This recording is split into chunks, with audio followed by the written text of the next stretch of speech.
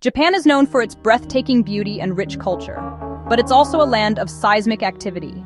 Recently, the country has experienced a series of powerful earthquakes, with magnitudes ranging from 7.1 to 7.6. Let's dive into what this means for Japan and its people.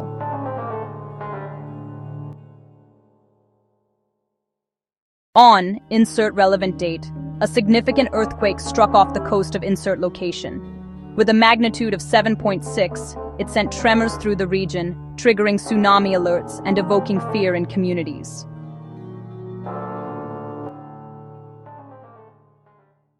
Social media lit up with reactions. Posts related to this event have received incredible engagement, like one post that gathered an impressive 13.6K likes.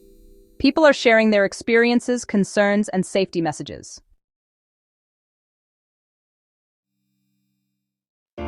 The frequency and intensity of these earthquakes remind us how important it is to be prepared.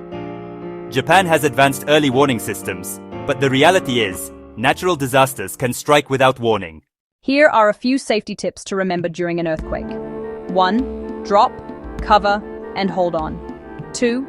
Have an emergency kit ready. 3. Stay informed about local emergency procedures.